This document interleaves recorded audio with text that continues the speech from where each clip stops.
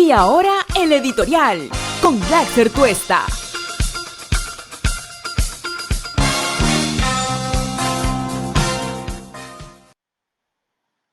Ayer tuve, y déjenme contarles para quienes no tuvieron la posibilidad de seguirnos, la suerte y el honor de participar en la cuarta Cátedra Bicentenario. Esto es un espacio de reflexión donde se reúnen especialistas, conocedores de algunos temas, académicos, para poder reflexionar sobre temas vigentes, pero temas además que han tenido una presencia muy consistente y permanente en el tiempo durante nuestra historia republicana y que de cara a los 200 años de independencia es bueno ver en qué estamos, ponerle el termómetro para ver si hemos mínimamente avanzado en tratar de evitar que sigan siendo esos taras que nos afectan cotidianamente y una vez superándolas a ver si podemos procurar ese desarrollo que todos esperamos, que no solo tiene que verse desde una perspectiva centralmente económica, sino de un estado de bienestar que le permita a los ciudadanos ejercer sus derechos fundamentales para que puedan, en igualdad de oportunidades, aspirar a que las cosas puedan mejorar más adelante. En esta reunión que me tocó ser parte, estuvieron presentes gente de lo más interesante, cada uno desde su perspectiva. Estaba, por ejemplo, Carlos Contreras, historiador, que ha trabajado mucho el tema de la corrupción y ha estado en buena medida abocado a investigar esta relación entre la economía y la historia. Y también estuvo presente Óscar Ugarteche, que desde su perspectiva como economista ha trabajado no solo en los vicios del Estado y lo que ha terminado siendo la captura del poder, sino ha trabajado directamente en investigaciones que dan cuenta, por ejemplo, todo lo que sucedió en la época de los 90, cuando Fujimori, Montesino y toda la organización criminal que alrededor de ellos tomó y cooptó el Estado en lo que llamó la etapa de privatización que algunos saludan de repente un poco ingenuamente desde la lógica más ideológica, pero que en realidad fue el escenario para poder hacer las trampas y los robos que pueden llegar a ser, se ha hecho cálculos, de 6.000 millones de dólares. Entonces, también aportaba de manera muy significativa. Pablo Muñoz de la Universidad del Pacífico, que tiene un trabajo muy fuerte, intenso en corrupción política y el relacionamiento intenso entre el clientelismo como una de sus expresiones, también nos daba a conocer su punto de vista. Y Romina Mela, de Guía de Reporteros, desde el aporte del periodismo de investigación sobre los temas de interés público, en aquellos sobre todo que afectan a los ciudadanos, porque la corrupción es y afecta a los ciudadanos más vulnerables en un país con altas necesidades. De lo más interesante, pero no quería solo contarles en términos de lo importante y lo interesante que fue, por supuesto, por lo que ellos dijeron en esta reunión, sino porque el tema es sumamente vigente. La corrupción es fundamental y como sabía de todas maneras que inevitablemente en la conversación iba a surgir referencia muy concreta a este libro, pues aprovecho para no solo volverlo a recomendar, sino pedir, por favor, si ustedes tienen la posibilidad de conseguirlo, no solo lo lean, sino ahora que los chicos que estudian en el colegio, están estudiando o están todavía en un proceso formativo, pues lo tomen como un documento, yo diría, ineludible, inevitable. Y es esta publicación, Historia de la corrupción en el Perú, de Alfonso Quirós. Alfonso Quirós era un historiador económico que lamentablemente ya no está con nosotros, pero este legado es suficiente para entender cuál fue su central preocupación en entender los vínculos intensos entre la corrupción y el poder. ¿Y por qué hago esta presentación? Y ahora van a encontrarle el sentido a propósito de la preocupación que voy a expresar con lo que está pasando en el Ministerio Público en torno a una de las investigaciones más importantes y gravitantes de la historia reciente de la corrupción en nuestro país y que está relacionada con los cuellos blancos del puerto, que tiene una conexión intensa, directa, fuerte con el caso Lavallato, que es también, sin lugar a duda, por su envergadura, por su tamaño, por a quienes involucró, el caso de corrupción más grande que hemos tenido en la historia reciente de nuestro país. Y eso que en el Perú ha habido competencia seria en esa materia, la época del Fujimorato, sin lugar a duda, tendrá un espacio privilegiado en esa lista nefasta de los gobiernos y los episodios más corruptos de la historia de nuestro país. Pero ¿qué cosa decía Quirós? Esto lo pueden conseguir. Y fíjense ustedes, Quirós vivió en Estados Unidos muchos años y este libro lo escribió en inglés. Luego se tradujo y tanto el IDL, institución en la que trabajamos, quienes hacemos este programa, y el IEP tuvieron a bien hacer la versión en español para publicarla. Y es una publicación que felizmente ya está, no sé si Carlitos Yampul, que está en la producción, me puede después dar a conocer, es su octava edición, es decir, eso quiere decir que las personas están revisándolo, y las ferias del libro en los últimos años lo han tenido entre sus libros más vendidos. Inclusive se ha pirateado y se ha estado vendiendo también en las calles. Esto es muy importante, no solo por lo que dice Quirós, sino porque la gente entiende que es un documento inevitable. No voy a, por supuesto, detallar, porque es un libro además muy, muy fácil de seguir, porque tiene ejemplos, tiene datos, tiene relaciones explícitas en la política y los gobiernos, tanto civiles como autoritarios, militares, en fin. Pero la conclusión del libro de Quirós, que se llama Historia de la corrupción en el Perú, dice lo siguiente, ¿no? A un nivel promedio anual estimado de alrededor de entre 30 y 40% de los gastos del presupuesto y de entre 3 y 4% del PBI en el largo plazo, años 1820 y 2000, el costo de la corrupción para el desarrollo económico y social peruano en su historia republicana ha sido estructural y consistentemente alto o muy alto pese a las variaciones cíclicas, considerando que para alcanzar un crecimiento autosostenido se requiere de una tasa de crecimiento media anual PBI de entre 5 y 8%, en el largo plazo, debido a la corrupción sistemática y descontrolada, el Perú perdió o distribuyó mal el equivalente de, escuche usted, aproximadamente el 40 o 50% de sus posibilidades de desarrollo. 50%, entre 40 y 50% de sus posibilidades de desarrollo en el estudio hecho entre 1820 y del año 2000. ¿Esto qué cosa significa?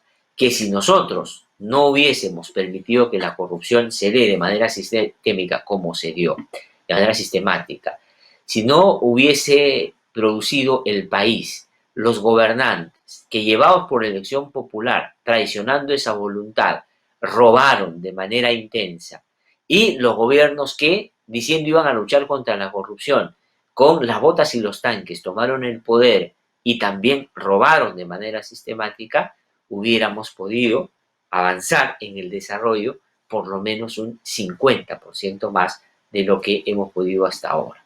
Y eso que en los últimos tiempos hay cosas que han cambiado, es verdad, las desigualdades y las inequidades se mantienen, pero hay una situación diferente a lo que pasaba en el tiempo. Hoy hay crecimiento, antes no lo había, y en fin, entre 5 y 8% es lo que se necesita. Pero si no se hubiese robado lo que se robó o se llevó la corrupción, entonces estaríamos en una mejor situación. Datos interesantísimos, historia de la corrupción en el Perú, por favor, si tienen la posibilidad, pues adquieran, ¿no? Ahora, ¿por qué esto es importante y por qué lo traigo a colación esta mañana? Porque si este es el problema, si nos siguen robando de manera sistemática, porque la corrupción roba, pero como robar no es suficiente para que el círculo vicioso que ellos transitan permanentemente, quienes están vinculados a estos ciclos de corrupción, tiene otro elemento que es fundamental, que es la impunidad posterior a el acto de corrupción cometido. Es decir, yo robo, pero luego voy a generar todas las acciones para evitar que se conozca que robo. Es decir, los mecanismos de transparencia durante el ejercicio del cargo, de la función, son disminuidos de manera importantísima o finalmente no se ponen nunca en funcionamiento. Y luego, lo que permite, por supuesto, un escenario oscuro, y la oscuridad es el espacio perfecto para robar al Estado y robarle a todos los ciudadanos. Pero una vez que lo hago, tengo que generar una cadena de impunidad. ¿Para qué? Para que no me descubran. Y en eso, la captura del sistema de administración de justicia en sus distintas variantes. Antes era yo, si ese juez tiene mi causa, voy y soborno a ese juez o al secretario para que me ayude a resolver el problema a mi favor sin tener la razón.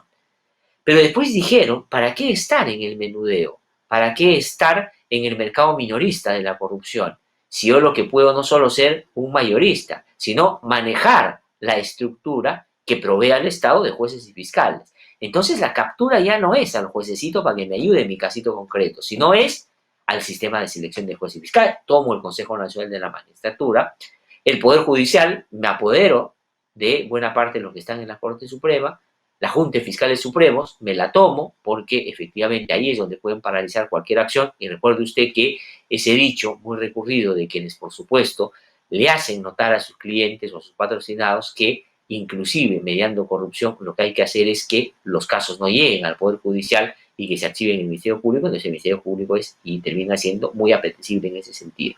Entonces, todo ese copamiento, ese cooptamiento de las instituciones de administración de justicia tiene que ver con las redes de corrupción que lo que buscan es esa impunidad. Y por supuesto es en el ámbito de justicia y la política, por cierto, también.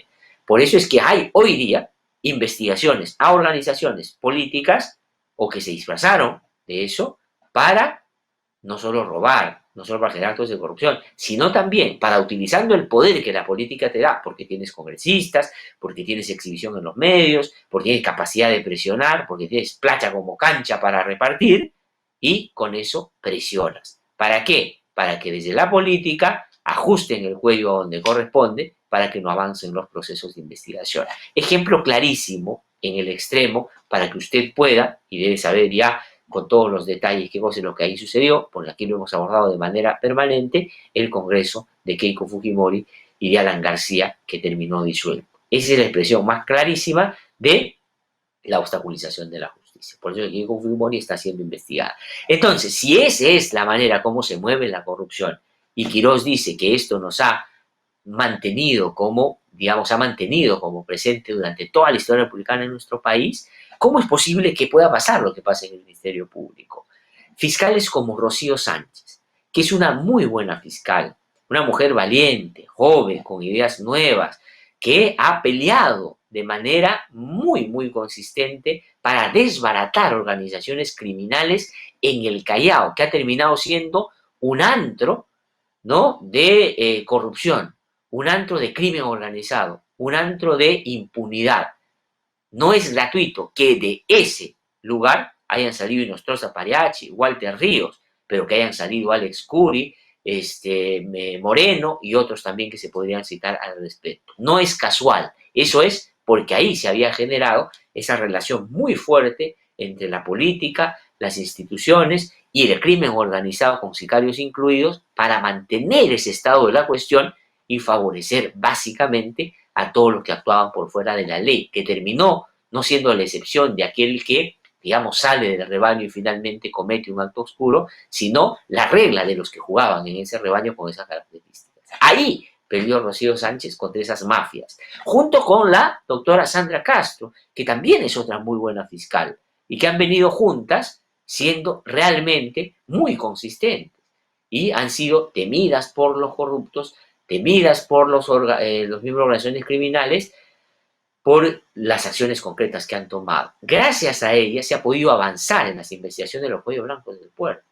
Se ha podido descubrir a los cuellos blancos del puerto y se ha podido empezar en su investigación y luego en su procesamiento.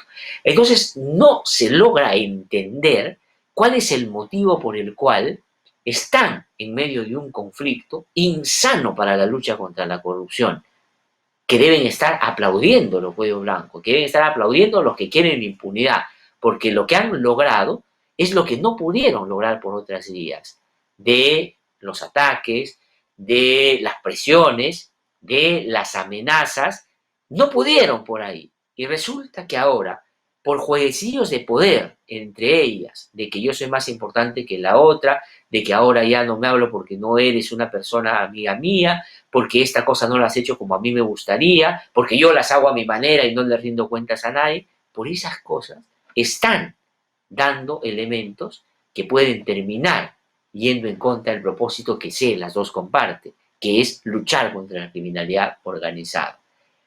Rocío Sánchez ha dicho ayer a dos medios de comunicación, entiendo, corrígeme si no es así, Carlitos Yancul, Lincoln Bazán, que está en el control del switcher, en Canal N y en el diario El Comercio, porque en este modesto programa sí ponemos los créditos, no como nos citan a nosotros en varios medios, que varios medios citan las cosas que sale en el programa, dice, en un programa periodístico, no, aquí decimos, en Canal N y en El Comercio, me parece que ha dado entrevistas, y ahí ha dicho que está a punto de renunciar la buena fiscal Rocío Sánchez porque Sandra Castro ahora es la coordinadora del equipo que investiga los cuellos blancos del puerto a propósito de la confianza que evidentemente le han quitado a Rocío Sánchez y que la fiscal de la Nación, la señora Zoraida Ábalos, le ha dado a Sandra Castro.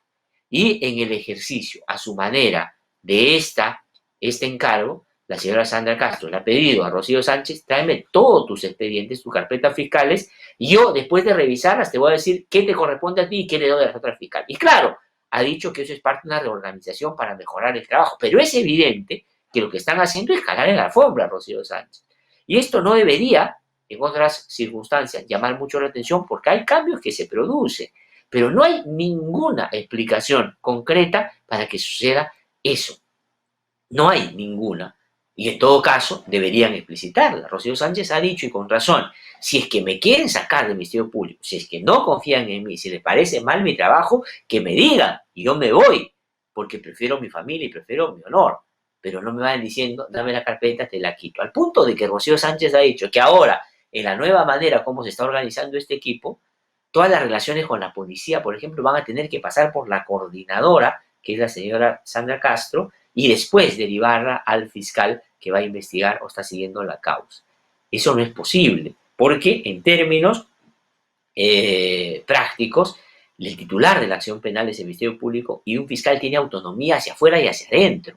Es decir, no tiene que rendir cuentas en el ámbito jurisdiccional, lo que sí puede hacer en el ámbito administrativo, por supuesto, pero que no se meta en la administración del caso concreto que se le ha delegado. Entonces no se termina de entender qué cosa es lo que puede haber sucedido. Y lamentablemente, y he conversado con gente del Ministerio Público cercano a las fiscales, cercano también a la Fiscalía de la Nación, y los argumentos que me han dado, la verdad, son, me parece, muy débiles para una movida de esta naturaleza en el momento en el que los cuellos blancos están tratando de rearmarse y de contraatacar. Porque lo que ha pasado en el Congreso de la República, y lo he dicho acá con claridad, porque aquí no hay que, me parece que no habría que ver, no, hay que decir las cosas con claridad. Ha habido una arremetida golpista, mafiosa, que ha querido sacar inclusive al presidente de la República, donde los cuellos blancos han estado detrás de eso también, muy orgánicamente articulados a esas pretensiones de algunos partidos políticos y políticos que han querido tomar el poder por asalto. Así de concreto y así de sencillo. Y en esas circunstancias, cuando la propia fiscal de la Nación, y ayer lo hemos pasado aquí en el programa, dice, esto es un contraataque de los cuellos blancos y la mafia que quiere desestabilizar al Ministerio Público para que dejemos de investigar el caso Lavallato, el caso Lavajuez, el caso de los cuellos blancos, hacen esta movida y generan esa tensión. Esto es como, digamos, en su momento no se hubiera podido generar una armonía en el equipo Lavallato, donde el doctor José Domingo Pérez, que es, por supuesto, muy riguroso, muy valiente, impetuoso, muy vehemente también en lo que hay que ser, porque aquí hay que ser así para luchar contra los corruptos y los criminales, ¿no? El doctor Vela Barba es el coordinador, pero tienen una relación que puede estar marcada por algunos matices, pero que hay respeto a la autonomía del fiscal y que finalmente han logrado generar un impacto mayor porque han logrado conciliar esas cosas. En cambio, acá lo que está pasando es todo lo contrario. Y eso al margen de lo que personalmente pueda significar la señora Castro, la señora Rocío Sánchez, una administración de su amistad, si ahora está bueno o no, si se han dejado de hablar. No, acá lo que se trata es la lucha contra la corrupción. Y eso es lo que hay que anteponer, y no otros intereses. Aquí lo que merecemos es una explicación. ¿Qué cosa está pasando? Porque esto indiscutiblemente va a beneficiar a los pueblos blancos del pueblo. Si alguien debe estar aplaudiendo a la distancia, es el hermanito mayor en España, porque Rocío Sánchez es fundamental. Y si se va, creo que va a ser un golpe significativo. Todo esto comenzó con dos elementos que me parece hay que mirar con lupa. Uno tiene que ver con las investigaciones de los casos de corrupción y la presencia de los cuellos blancos del puerto en el Jurado Nacional de Elecciones. Por ahí comenzó. Y por otro lado, parecería que el interés en las Fiscalías Supremas, ya no de los hermanitos explícitos, sino de lo que las investigaciones dirán si fueron otro tipo de vínculos que tuvieron algunos fiscales supremos con esos eventos corruptos, pues al parecer no han estado muy de acuerdo con estas investigaciones. Esa es una de las cosas que se dice. La otra, que es realmente terrible, es por temas personales. Esto no puede ser en un momento como este. Por favor, cordura, sentido común, inteligencia, anteponer los intereses que hoy día son fundamentales, que son la lucha contra la criminalidad organizada. Porque imagínense ustedes, si ya es precaria la lucha contra la criminalidad organizada y la corrupción en un país como nuestro, quien impulsan estas fiscales algunos otros fiscales del equipo la verdad y unos pocos jueces, imagínense ustedes si entre ellos se siguen peleando. Esto realmente es inaudito. Vamos a escuchar qué dijo Rocío Sánchez. ¿Ha evaluado eventualmente renunciar? Sí, porque para mí, mi tranquilidad y mi familia es primero, yo no me aferro a los cargos. Si no necesitan que trabaje aquí, que me lo digan. Y yo honrosamente me retiro. Con mucha pena, sí, porque esta investigación me ha costado muchos años de trabajo, no solo a mí, sino a todo mi equipo, porque si la fiscal coordinadora dice a las policías que yo ya no tengo competencia, entonces, ¿qué voy a hacer en este despacho? Si me lo pide, la carta de renuncia se redacta en 2 minutos, ¿no? Yo soy una persona de decisiones radicales. Yo no ando entre noche, mediano, no. Yo decido, esto es sí y se va, esto es no y se va. Bueno, como se que tiene que ser cuando se enfrenta a las mafias. No se puede jugar a la agüita temperada, a la agüita tibia, ¿no es cierto? No se puede jugar así, porque los otros van con todo y están muy organizados. Aquí hay que hacerle frente y me parece inaudito, incomprensible una cosa de esta naturaleza. Que si el chat con el señor miembro del Partido Morado, Carlomagno Salcedo, fue determinante, que se lo digan y que le abran un proceso como lo han abierto y que eso determine si es que es un elemento significativo para quitarle la confianza a una fiscal. A mí me parece que no. Pero ¿qué otro elemento puede haber en este momento?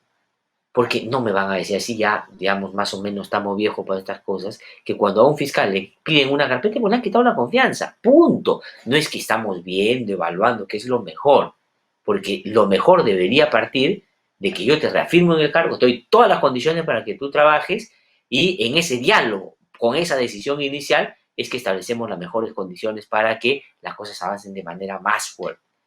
No al revés, dame para ver, y como no es un asunto pues, meramente administrativo y ha derivado en un conflicto que me parece, si la inteligencia, el sentido común y la vocación por la justicia no priman, vamos a perder a alguien importante y la verdad, no sé si sea posible en el corto tiempo llenar un espacio de esa naturaleza, porque a los fiscales jueces hay que verlos por su actuación, no en un casito concreto, sino una trayectoria, y pese a la juventud que tiene Rocío Sánchez y la señora Sandra Castro también, han hecho cosas importantes, es impresionante. De repente hay algunos que van como tratando de amplificar y hablarles al oído para hacer crecer su ego y darles cierto protagonismo, y eso a veces puede terminar de alguna manera haciendo que las personas se crean el cuento y terminen haciendo, no por mala voluntad, sino por la administración a veces de esas cosas que pueden ser menudas, pues decisiones de esta naturaleza. ¿Quiénes pagan los platos rotos? Los ciudadanos que queremos que la lucha contra la corrupción sea vigorosa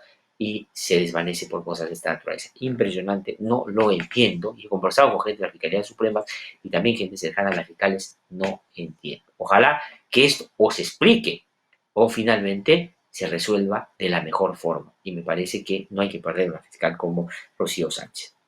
Aquí está el oficio que manda Sandra Castro pidiéndole las carpetas de investigación de los cuellos blancos del puerto. Ojo, un coordinador o coordinadora del Ministerio Público no tiene por qué meterse en los casos concretos.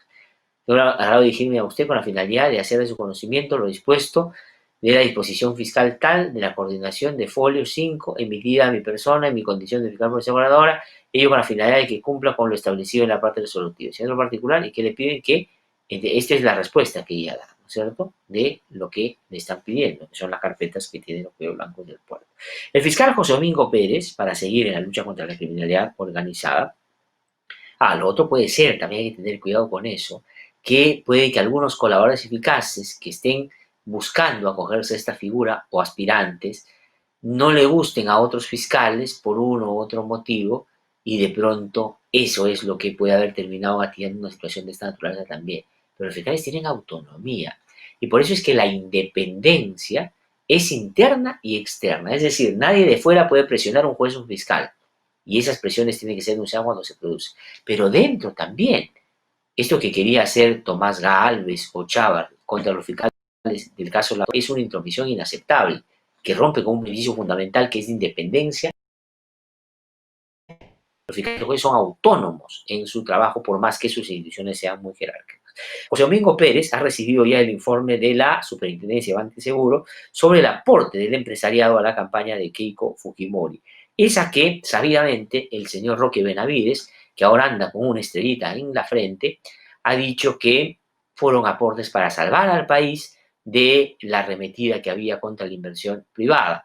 Y él, como es un querubí, él, como es un anunciante de las buenas nuevas, trató de impedir que eso se consumara y le dio a Keiko Fujimori plata en esa campaña electoral para que pudiera ganar la elección, cosa que felizmente no sucedió, porque imagínense ustedes qué cosa hubiese pasado en nuestro país si se consumaba eso. Por supuesto que sus colegas de otras empresas mineras, de otras empresas, algunos dieron los mismos montos y otros, sin lugar a duda, se excedieron, porque en esa competencia por debajo de la mesa para quién paga más a su candidata, en este caso, pues había otros que aflojaron más la billetera, ¿no es cierto? Como dice la canción, mueve tu billete, mueve tu billete. Así lo hicieron. José Domingo Pérez ha dicho que el caso de la investigación de Keiko Fujimori está ya en la etapa final. Y eso esperamos, que acusen y que vaya a un juicio y se determine, cosa que yo sí creo tiene la responsabilidad de Keiko Fujimori en este caso. Vamos a escuchar a José Domingo Pérez.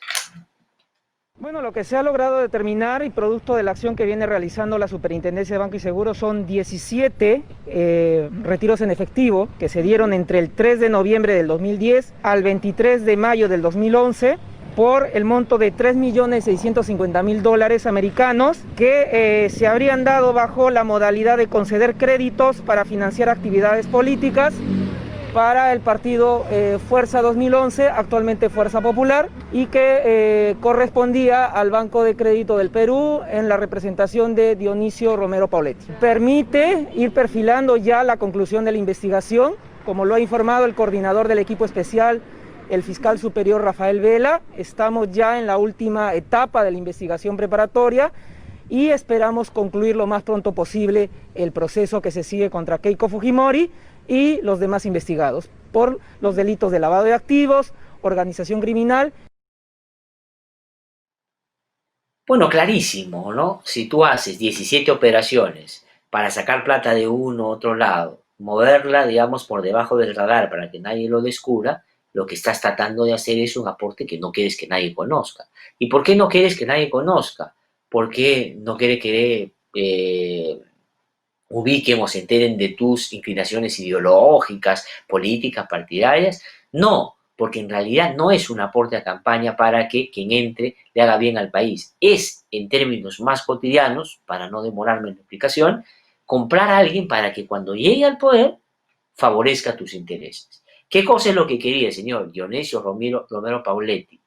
Y nos quiere, por supuesto, vender el cuento de que lo hacía para librarnos del chavismo y para que en el país no hubiera desestabilización política y económica. O sea que Keiko Fujimori nos iba a garantizar eso cuando la inspiración del chavismo fue el fujimorismo en sus formas de esta democracia travestida, como decía en su momento Gorriti, con Fujimori, que finalmente en ese sentido fue uno de los inspiradores para otras dictaduras. Entonces el señor dice, yo le di plata a Keiko Fujimori porque qué horror, no quería dictadura en mi país. Ese cuento no se le cree antes. Y yo estoy convencido que ni su abogado se lo cree. Pero bueno, el abogado puede defender causas que le parezcan las más convenientes, ¿no? Pero el señor movió $3.650.000 de aquí, un poquito de allá, de fuera, de por acá, para dársela a Keiko Fujimori. Y se la dio en sus maletines. ¿Ah? ¿Qué quería? ¿Y qué hizo la señora Fujimori? Por supuesto, dijo, favor con favor se paga. Cuando llegó al poder en el Congreso de la República, trató de beneficiar a todas las empresas que producen chatarreo en el Perú y que están incorporadas en el grupo que maneja el señor Dionisio Romero Pauletti para que lo que se produce se siga vendiendo sin ninguna advertencia de que es dañino para la salud. La señora Keiko Fujimori, le he dicho acá en varias oportunidades, le dijo al señor Vizcarra en una de las 2 reuniones que tuvieron, ¿no? Y que no se conocían, que lo que tendría que hacer es no ponerle octógonos en estos paquetes de estos productos. ¿Por qué? Porque le parece que ella es chipichipi, le gusta comer su chisito, le gusta su papita picante, ¿no? Su papita light. No, porque evidentemente lo uno se paga con lo otro, clarísimo, ¿no es cierto? Ahora, José Domingo Pérez dice, ya está claro, ahí todo el movimiento. Vamos a ver hasta dónde es esta investigación y es bueno que se diga que ya está en la parte final del caso Keiko Fujimori.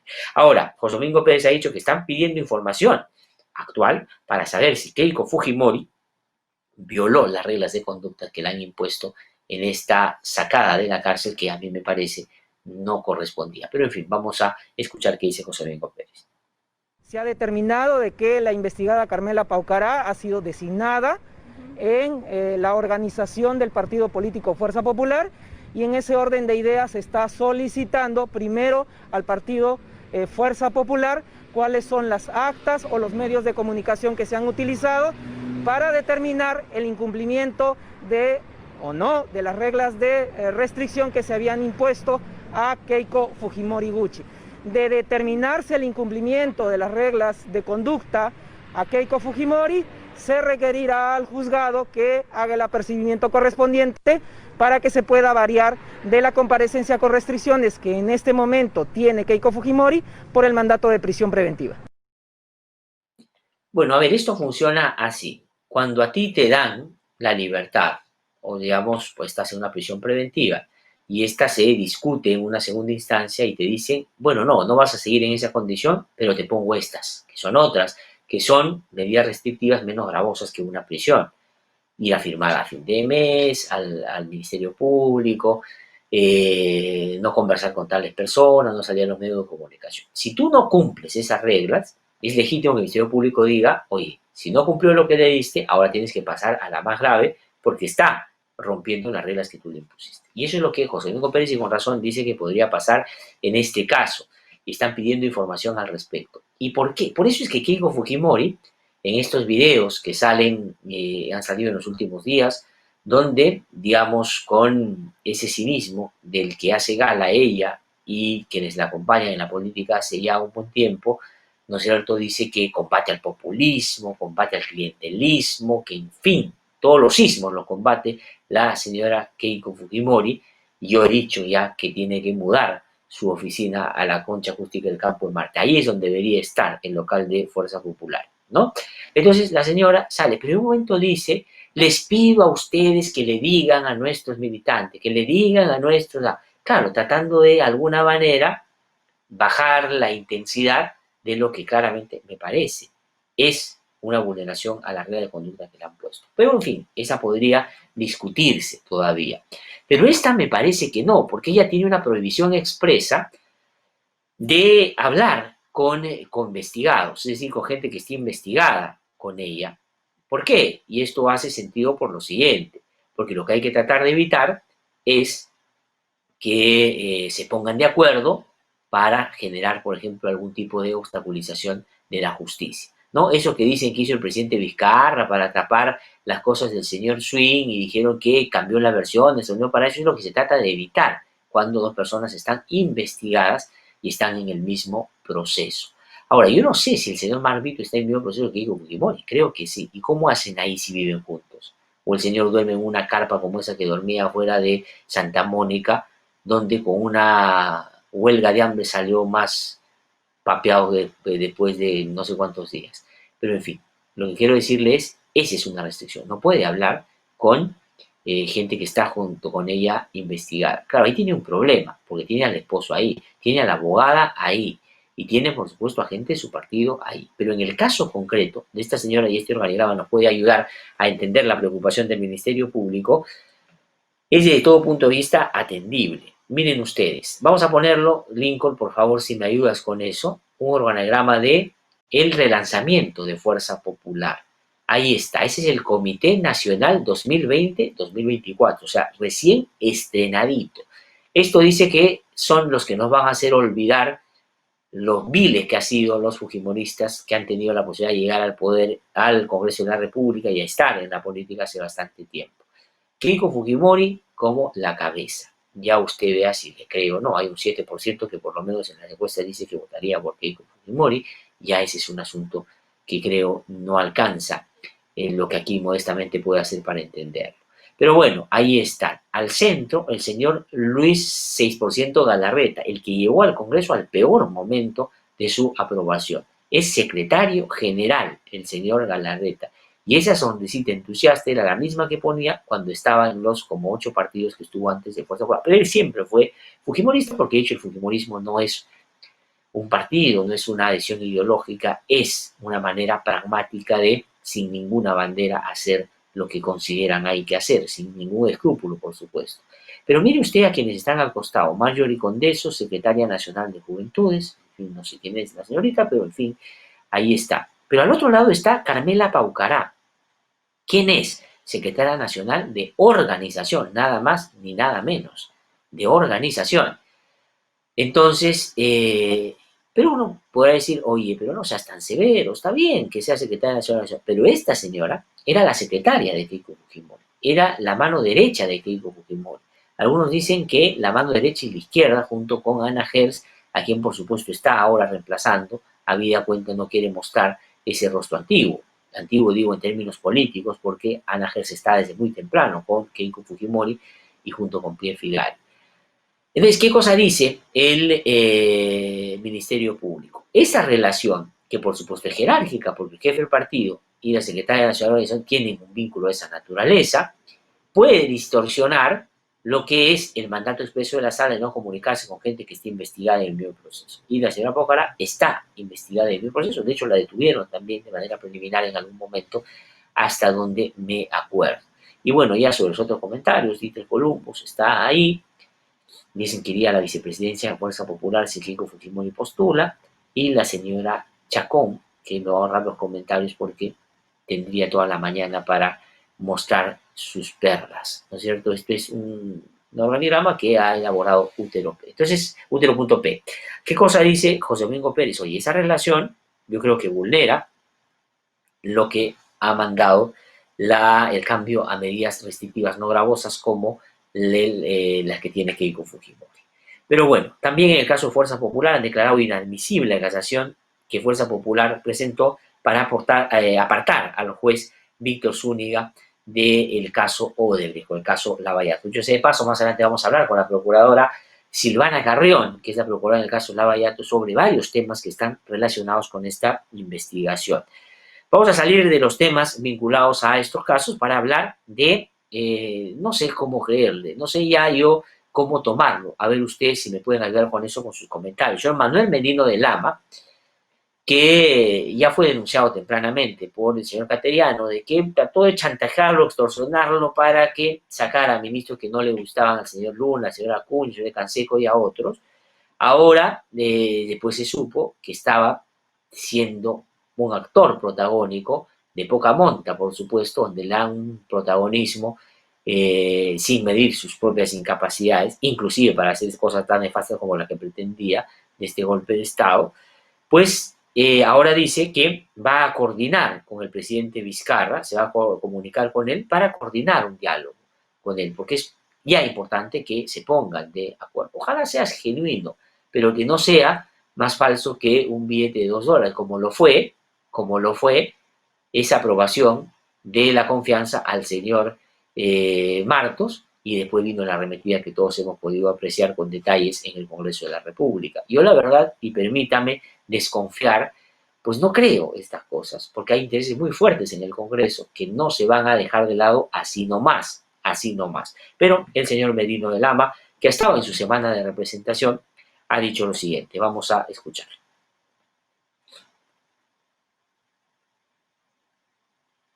¿Tenemos al señor Merino de Lama? ¿No tenemos?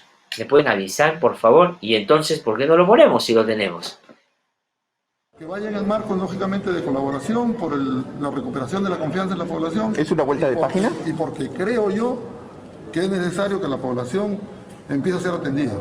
La crisis no ha sido en el Congreso de la República, sino en Palacio de Gobierno, con su gente de absoluta confianza, el presidente de la República, y consecuentemente lo que el Congreso ha hecho es control político.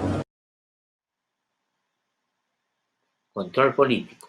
Es decir, intentaron, porque además ya tenían, según ellos, los votos garantizados para que pudiera este señor ser el presidente de la República. Imagínense ustedes, esas dos cosas hubiesen podido pasar en los últimos tiempos. Si vacaban a PPK en el momento que lo intentaron, y ahí también al margen de lo que es PPK, que es un pobre hombre que está ya en una situación judicial muy difícil, ¿no es cierto?, que lamentablemente pasó por el gobierno y no hizo nada significativo para cambiar esa historia que decía conocer bastante bien, ese país que tenía tantos problemas, que no, por supuesto, fueron parte de sus prioridades. Cuando intentaron sacarlo inconstitucionalmente, porque así es como hay que actuar, uno está en contra cuando atacan principios fundamentales al margen de quien pueda en ese momento circunstancialmente beneficiarse de eso. Y lo iban a sacar brutalmente, pues él renunció, obviamente. Pero cuando lo quisieron vacar, el presidente de la República iba a ser el señor Galarreta. El señor Galarreta. Y yo entonces ya me había puesto, inclusive a hablar, a ponerme a rezar. Inclusive traté de aprender latín para que me entendiera más fácil y nos ayudara como país. Imagínense ustedes lo que hubiera sido que el señor Galarreta hubiese sido presidente de la República esos 8 meses, donde iban a acomodar todo para que Keiko Fujimori ganara la elección de todas maneras, después de haber perdido y con razón 2 veces. ¿Ah? Y ahora, imagínense, el Merino iba a ser el presidente de la República, en una caricatura magnífica de Molina, Mario Molina, el fin de semana, el domingo, sacaba una caricatura impresionante. Están entre nubes el señor Valentín Paniagua y el señor Fernando Belaúnde Terry. Y le pregunta Belaúnde a Paniagua, le dice, ¿qué cosa está pasando con el partido Acción Popular? Y el otro dice, parece que lo han tercerizado. Ese es el término que le hacen llegar en el mensaje a Miguel Inchausti cuando le dice, mire hermanito, pórtate bien y te quedas en el gabinete del señor Merino. De eso nos hemos salvado. Ahora el señor dice que quiere colaborar. Vamos a tomarle la palabra. No crean ustedes que yo le deseo mal a las personas. Al contrario, me gustaría que sea verdad. Pero no le creo. Pero me gustaría que sea verdad. Bueno, el caso de el señor Richard Swing, que ha terminado siendo, por supuesto, fundamental en este episodio de crisis política que se ha generado, porque creo hay elementos atendibles para la justicia, pero también por la poca capacidad de manejar un tema que políticamente podría haberse resuelto de una manera distinta, tengo yo la impresión, pues ha escalado tanto que ya se están estableciendo los lazos con personas cercanas al presidente de la República en lo que pueden haber sido hechos ilegales. Por ejemplo, el haber contratado al señor Swing, sin que tenga las condiciones para hacerlo, en el Ministerio de Cultura. Hay un testigo que ha dicho que Miriam Morales ordenó el contrato de Richard Swing. Esto es lo que se ha podido ya en esta investigación identificar. Ahí está, conforme a la declaración del aspirante a colaborador con clave tal, señaló sus pretensiones y quería ocupar un cargo de confianza con una remuneración de 15.000 soles, tener una secretaria, una oficina propia, celular, viajar al interior, grabar un video musical y otras exigencias. Corroborada con la declaración del testigo reservado con clave TR, o sea, otro testigo, Morales Córdoba, ella le insistió a la ministra que apoyara en ello. Además, se le informó que el señor Richard Cisneros quería ser asesor y tener las prerrogativas de personal de confianza, ante lo cual la señora Miriam Morales Córdoba señaló que iba a hablar con el señor Cisneros para que aceptara la propuesta que se le iba a hacer. Con esto, con estas contrataciones de servicios por terceros, pues la contratación era importante para el señor presidente. Ante ello, estando al pedido reiterado de la señora Miriam Morales por encargo del presidente, le reiteró al secretario general Jorge Apolini Quispe que se buscara la forma de encontrar un puesto de trabajo. Me da la impresión que el colaborador le dice el señor Apolloni Quispe, me da la impresión. Pero, bueno, en fin, hay un testimonio, hay un testigo ahí que confirma las versiones de uno es testigo reservado y el otro es ya camino a colaborador eficaz. Entonces, si hay dos, en fin, por ahí tendrá que ser. Si el presidente de la República dispuso que lo contrataron sin tener y cumplir los requisitos, o él dijo que había que ver qué se hace con él y alguien interpretó que tenía que hacerse de esa manera, habrá que ver y cada uno tendrá que pagar sus culpas. El presidente también, por supuesto, porque estaría incurriendo un hecho ilegal, pero todo a su tiempo. Una vacancia no se justifica por un hecho de esa naturaleza. La Defensoría del Pueblo, pasando a otro tema ya, ha hecho bien en rechazar la propuesta legislativa que viene de Unión por el Perú de retirarnos del Pacto de San José, o sea, la Convención Americana de Derechos Humanos, que se conoce como el Pacto de San José. Ha puesto esto y saludo a la Defensoría del Pueblo. Yo he criticado mucho al señor Walter Gutiérrez en otro momento, porque creo que no ha tenido un comportamiento apropiado, pero creo que en los últimos tiempos ha estado encaminando a la Defensoría, creo que ha cambiado asesores, creo que ha cambiado de defensores adjuntos y están sugiriéndole un comportamiento, me parece, un poco más acorde y adecuado para los tiempos. Desde la Defensoría del Pueblo rechazamos toda propuesta legislativa que promueve el retiro del Perú de la Comisión Americana de Derechos Humanos, conocida como Pacto de San José. El eventual alejamiento del presidente americano dejaría sin protección al total de ciudadanas y ciudadanos en nuestro país. Me parece que esta postura no solo es correcta, es principista, es legal, es constitucional y, por supuesto, revalida la independencia y autonomía como los países soberanamente deciden incorporarse y suscriben pactos internacionales y luego lo ratifican en el Congreso, que es la condición sine qua non. Asimismo, dice, advertimos que este tipo de propuestas colocarían en grave situación de vulnerabilidad los derechos de la vida, la integridad, la libertad de expresión, la propiedad, entre otros, dice la Defensoría del Pueblo en este comunicado a través de su cuenta de Twitter el día de ayer, que yo saludo, por supuesto. Pues bueno, sobre el COVID-19 hay algunas novedades. El canciller Mario López ha dicho que Johnson & Johnson realizará ensayos clínicos de su vacuna en el Perú a partir de, me parece, ha dicho, octubre. Lo dijo de esta manera. Vamos a escuchar. Últimamente hemos hablado de la empresa Pfizer, también hemos señalado de COVAX Facility. Adicionalmente, el fin de semana hemos señalado que AstraZeneca va a realizar ensayos clínicos en el Perú. Y hoy se suma también Janssen o Johnson & Johnson, que también va a realizar esos ensayos clínicos en el Perú. Las empresas que están haciendo ensayos clínicos en el Perú nos han señalado la posibilidad de acceder a esa vacuna de una manera preferencial. Y lo segundo es que ese ensayo en el Perú va a permitir conocer exactamente cuál es la vacuna que se acopla mejor a la población peruana. Bueno, esto, como ustedes saben, está ya por otra empresa siendo probada en el Perú. De hecho, los ensayos que se están haciendo, porque son posibilidades, o sea, ninguna de estas, y se hace mal en decir, y a veces uno termina equivocándose, no son vacunas, son proyectos de vacuna que justamente lo van a hacer después de que culmine esta tercera etapa y cumpla, como he dicho, con dos requisitos fundamentales que hay que esperar cumpla una vacuna. La primera es que, por supuesto, evite los daños que el virus en el cuerpo genera, ¿no es cierto?, que evite esta penetración. Y en segundo lugar, que eso dure en el tiempo, para que no se vaya a recurrir o se tenga que recurrir permanentemente a cosas de esta naturaleza. Si eso pasa, ese examen, esa es la vacuna que, por supuesto, hay que adquirir. Una vez que se certifique, luego se produce masivamente, y el hecho de que se pruebe en el Perú hace que, por cierto, tengamos algún nivel de prioridad en la entrega o la venta de esas vacunas. Y lo que necesitamos es, para toda la población, por supuesto, hay que inicialmente identificar los que más vulnerables son para poder con eso evitar que ellos, que son los que más posibilidades tienen de estar o presentar situaciones críticas por comorbilidades o por antecedentes, pues tengan esta protección. Pero eso va a tomar tiempo. El cálculo más optimista es que esto podría ser el primer trimestre del próximo año todavía. Y voy a terminar solo mencionando, con cargo a que, si puedo más adelante lo voy a desarrollar, porque ya está mi primera invitada conectada con nosotros, tiene que ver con el archivamiento de la investigación por la muerte de Carlos Campos Zapata y Alexandra Porras Inga. Ustedes de repente por los nombres no saben completamente quiénes son, pero son estos dos jóvenes que murieron en McDonald's electrocutados.